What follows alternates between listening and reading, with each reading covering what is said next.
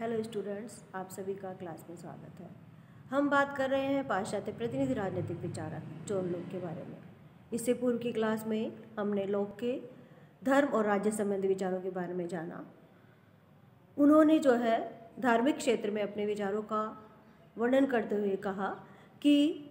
धार्मिक क्षेत्र को जो है राज्य के नियंत्रण से मुक्त किया जाना चाहिए या मुक्त रखा जाना चाहिए, क्योंकि धर्म जो है वो व्यक्ति के विश्वास का विषय है, धर्म जो है व्यक्ति के आत्मा का विषय है।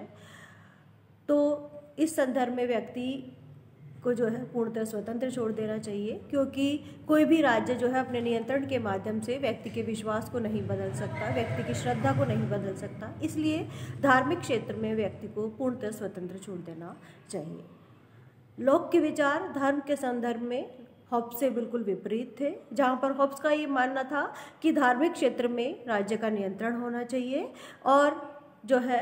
धार्मिक क्षेत्र में राज्य के द्वारा नियंत्रण लगाया जाना चाहिए। वहीं पर लॉक का ये मानना है कि व्यक्ति को जो है धार्मिक क्षेत्र में पूर्णतः स्वतंत्र छोड़ देना चाहिए। इसी प्रकार लॉक ने जो है धार्मिक सहिष्णुता की बात कही थी और ये कहा था कि सभी धर्म जो है या विभिन्न धर्मों के माध्यम से किसी भी राज्य की सामुदायिकता को खतरा उत्पन्न नहीं हो सकता, किसी भी राज्य की एकता को खतरा उत्पन्न नहीं हो सकता। इसलिए राज्य के द्वारा सभी धर्मों का सम्मान किया जाना चाहिए, सभी धर्मों को जो है मान्यता प्रदान की जानी चाहिए। आज हम बात करेंगे लॉक के द्वारा प्रतिपादित व्यक्तिवादी विचारधारा के बारे में या उनकी विचारधारा में पाए जाने वाले व्यक्तिवाद के तत्व के बारे में। लॉक के दर्शन में सर्वाधिक जो शक्तिशाली तत्व था वो था व्यक्तिवाद का तत्व। इस संदर्भ में प्रोफेसर वाहन का कहना है कि लॉक की प्रणाली में प्रत्येक चीज का आधार व्यक्ति है, प्रत्येक व्याख्या का उद्देश्य व्यक्ति की प्रभुता को सुरक्षित रखना है। अर्थात वाहन ने कहने का प्रयास किया कि उनके दर्शन में प्रत्येक जो सिद्धांत है उसका आधार या प्रत्येक जो प्रणाली उन्होंने बताई है या प्रत्येक जो सिद्धांत का प्रतिपादन उन्होंने किया है, प्रत्येक जो दर्शन दिया है उसका आधार जो है व्यक्ति की व्याख्या करना है या व्यक्ति को बनाए रखना है, व्यक्ति की जो है स्वतंत्रता की रक्षा करना है, व्यक्ति के अधिकारों की रक्षा करना है। इसी प्रकार उनका उद्देश्य व्यक्ति की प्रभुता को सुरक्षित रखना है, अर्थात वो राज्य के समक्ष व्यक्ति की जो प्रभुता है या व्यक्ति की जो सर्वोच्चता है उसको सुरक्षित रखना चाहते हैं। उनके अपने दर्शन के माध्यम से उन्होंने ये सिद्ध किया कि राज्य जो है एक साधन मात्र है और व्यक्ति जो है एक साध्य है, अर्थात व्यक्ति के जीवन की रक्षा, व्यक्ति के अधिकारों की रक्षा, व्यक्ति की स्वतंत्रता की रक्षा के लिए जो है राज्य नामक संस्था का निर्माण हुआ है। तो इस प्रकार वाहन ने कहने का प्रयास किया कि लॉक की प्रणाली या लॉक का दर्शन जो है वो व्यक्तिवाद पर आधारित है या उसका उद्देश्य जो है वो व्यक्ति की प्रभुता को बनाए रखना, व्यक्ति को के साध्य को बनाए रखना या व्यक्ति की स्वतंत्रता, व्यक्ति के जो उद्देश्य है जीवन के उनको बनाए रखना है। लॉक ने अपने दर्शन के माध्यम से कहा कि सर्वजन हित के लिए राज्य को शक्ति का प्रयोग का अधिकार, अर्थात लॉक ने ये प्रतिपादित किया अपने दर्शन के माध्यम से कि राज्य जो है यदि शक्ति का प्रयोग करेगा तो वो जो है सिर्फ सर्वजन हित के लिए करेगा, अर्थात जनता के हित के लिए, जनता के कल्याण के लिए, जनता के जीवन की रक्षा के लिए जो है राज्य के द्वारा शक्ति का प्रयोग किया जाएगा। अर्थात राज्य उसी सीमा में रहकर कार्य करेगा जिस सीमा में जो है व्यक्ति के जीवन की रक्षा आवश्यक हो, उस सीमा में रहकर वो जो है कानूनों का निर्माण करेगा, उस सीमा में वो व्यक्ति के जीवन में हस्तक्षेप करेगा। अन्यथा राज्य जो है वो व्यक्ति के हित से आगे जाकर निरंकुश रूप से जो है शक्ति का प्रयोग नहीं कर सकता। फिर है रहस्यमयी एवं ईश्वरीय सत्ता का विरोधी। लोग जो थे वो ईश्वरीय सत्ता या रहस्यमयी सत्ता या ये कहा जा सकता है कि करिश्माई सत्ता का वो विरोधी थे, अर्थात उन्होंने ये कतई नहीं माना कि राजा को जो है वो करिश्माई शक्ति प्राप्त होती है या ईश्वरीय तत्व उसमें विद्यमान रहते हैं या ईश्वर के द्वारा उसे शक्ति प्राप्त रहती है। इस प्रकार की जो काल्पनिक शक्ति थी उसके वो विरोधी थे और उन्होंने इस चीज़ का विरोध करते हुए कहा कि राज्य को शक्तियाँ जो है वो जनता के द्वारा प्रदान की जाती है, समाज के द्वारा प्रदान की जाती है, इसलिए राज्य के द्वारा अर्थात सरकार के द्वारा जो है राज्य के हित में कार्य किया जाना चाहिए, समाज के हित में कार्य किया जाना चाहिए। अर्थात राज्य का जो कार्य है वो जनता का भौतिक हित करना है, क्योंकि उन्होंने सत्ता जो है वो समाज से प्राप्त करिए, इसलिए उनका उद्देश्य भी भौतिक ही है। उनको कोई ईश्वरीय सत्ता प्राप्त नहीं है, उनको कोई करिश्माई सत्ता प्राप्त नहीं है।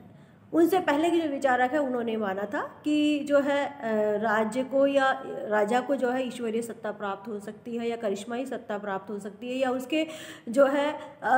उसके व्यक्तित्व में इतने अच्छे गुण होते हैं कि राजा जो है वो ईश्वरीय स्वरूप होता है। इस संदर्भ में लॉक जो था वो हॉब्स और फिल्मर का विरोधी था। अर्थात हॉब्स जो था वो निरंकुश संप्रभुता के प्रतिपादक थे और वो संपूर्ण शासन की शक्ति जो है वो राजा के हाथों में निहित करना चाहते थे। जनता पर जो है राज्य का पूर्ण नियंत्रण के वो समर्थक थे। तो इस प्रकार संप्रभु शक्ति जो है उसका जो है वर्चस्व बनाए रखना चाहते थे। धार्मिक क्षेत्र में भी वो जो है व्यक्ति को स्वतंत्र नहीं छोड़ते थे, वो धार्मिक क्षेत्र में भी राज्य के हस्तक्षेप को स्वीकार करते थे। तो इस प्रकार से लॉक जो थे वो हॉब्स के बिल्कुल विरोधी थे, क्योंकि लॉक जो थे वो व्यक्ति की पूर्ण स्वतंत्रता का समर्थन करते थे और उनका संपूर्ण दर्शन का जो केंद्र था वो व्यक्ति था, क्योंकि वो व्यक्ति के जीवन और उसकी स्वतंत्रता के लिए उन्होंने अपनी विचारधारा रखी और उन्होंने ये माना कि व्यक्ति को जो है स्वतंत्र छोड़ देना चाहिए और उस स्वयं के व्यक्तित्व का विकास जो है उसके स्वयं की क्षमताओं के आधार पर किया जाना देना चाहिए। इस संदर्भ में लॉक का मानना था कि सरकार के द्वारा निर्मित प्रत्येक कानून को प्राकृतिक कारणों की कसौटी पर जांच की सलाह दी। अर्थात लॉक ने माना कि सरकार जो भी कानून बनाती है वो प्राकृतिक कारणों की कसौटी पर सही उतरते हैं या नहीं, या उनके अनुसार है कि नहीं, इस प्रकार की जांच जो है प्रत्येक व्यक्ति को की जानी चाहिए। यदि व्यक्ति या व्यक्ति समूह को ये लगता है कि सरकार के द्वारा निर्मित कानून जो है निरंकुशता लिए हुए हैं या स्वेच्छाचारिता लिए हुए हैं, वो प्राकृतिक कानूनों की कसौटी पर खरे नहीं उतरते, तो उनको जो है मिलकर सरकार के इस प्रकार के कानूनों का विरोध किया जाना चाहिए।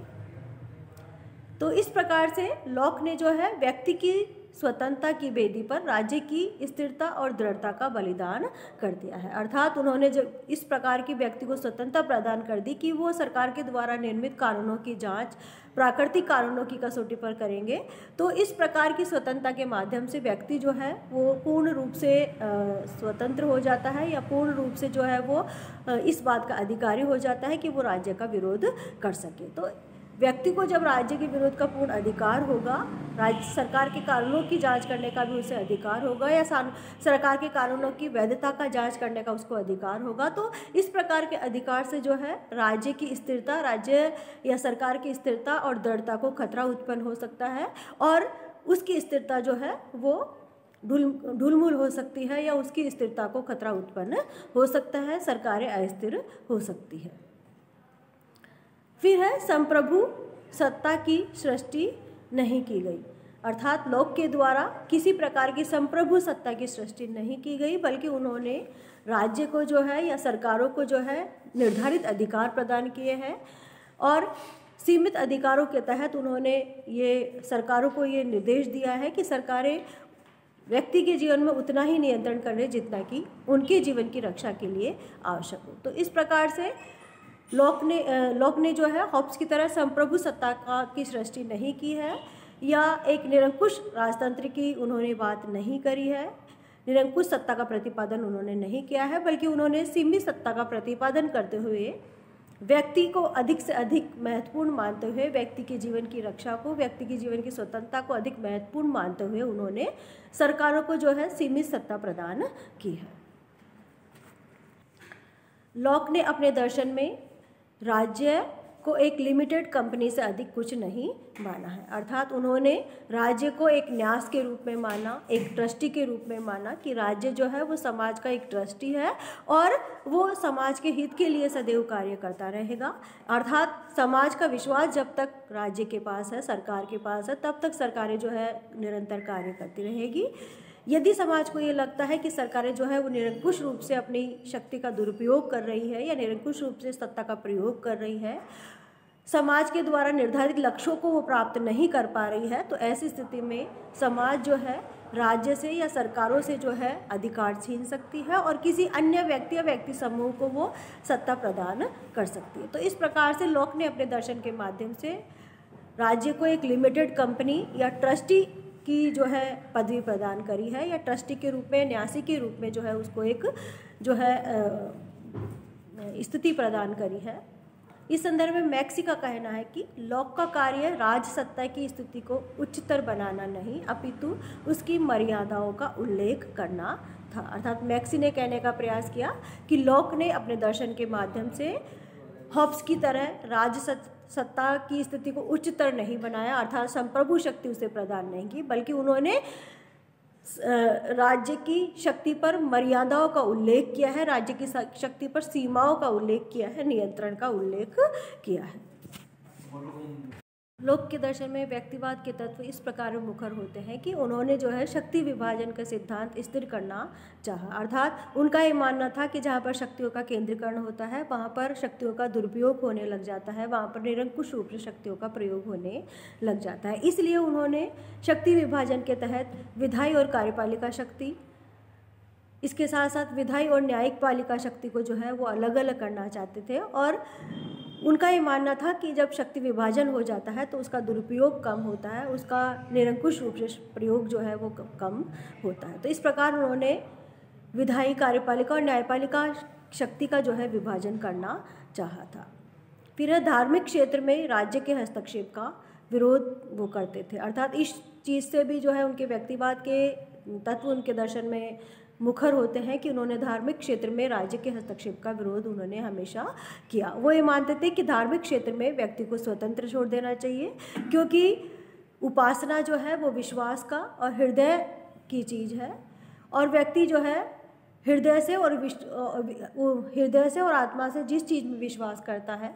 उस विश्वास को कोई भी राजसत्ता जो है बदल नहीं सकती। तो इस प्रकार से विश्वास का केंद्र जब नहीं बदला जा सकता तो धार्मिक क्षेत्र में जो है व्यक्ति को स्वतंत्र छोड़ देना चाहिए कि वो किसी भी धर्म की उपासना करे, किसी भी धर्म का पालन करे और उसका प्रचार करे। लॉक हॉब्स की अपेक्षा अधिक उग्र व्यक्तिवादी थे, अर्थात हॉब्स की विचारधारा में व्यक्तिवाद के तत्व जो है वो बहुत ही कम दिखाई देते हैं, वहीं लॉक के दर्शन में जो है व्यक्तिवाद के तत्व बहुत मुखर दिखाई देते हैं, अर्थात बहुत तीव्र दिखाई देते हैं। लॉक जो है खुलकर जो है व्यक्ति का समर्थन करता है, व्यक्ति के हितों की रक्षा की बात करता है, व्यक्ति के अधिकारों की बात करता है। वहीं हॉब्स जो थे वो राज्य की संप्रभुता की बात करते थे, वो संप्रभु शक्ति या राज्य के सर्वोपरि होने की बात वो करते थे। फिर है हॉब्स का दर्शन अधिकार समर्पण का दर्शन है, और लॉक का दर्शन अधिकार रक्षण का, अर्थात हॉब्स जो थे वो अपने दर्शन के माध्यम से अधिकारों का समर्पण की वो बात करते थे। अर्थात उन्होंने समझौता सिद्धांत के माध्यम से भी कहने का प्रयास किया कि समझौते के माध्यम से सभी व्यक्तियों ने संप्रभु शक्ति को अपने अधिकार दे दिए और उसकी आज्ञा पालन के लिए वो जो है समर्पित हो गए। अर्थात उन्होंने कहा कि समझौता जो है सभी व्यक्तियों ने मिलकर किया और कुछ व्यक्ति या व्यक्ति समूह को जो उन्होंने संप्रभु शक्ति प्रदान करी। अर्थात उन्होंने ये नहीं माना कि समझौता जो था वो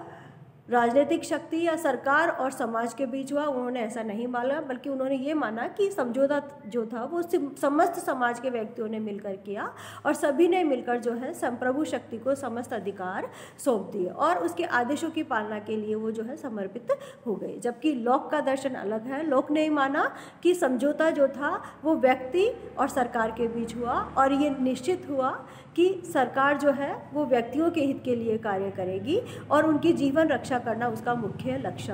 होगा। तो इस प्रकार से हॉब्स का दर्शन जो था वो अधिकार समर्पण का दर्शन था और लॉक का दर्शन जो था वो अधिकार रक्षण का दर्शन माना जाता है।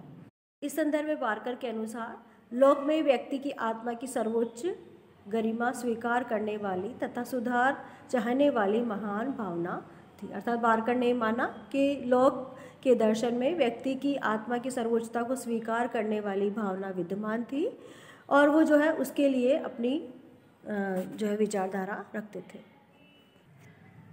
वेपर लिखते हैं कि लॉक की वाणी एक महान परंपरा के बारे में अंतिम महान वाणी तथा दूसरी महान परंपरा के बारे में प्रथम महान वाणी थी।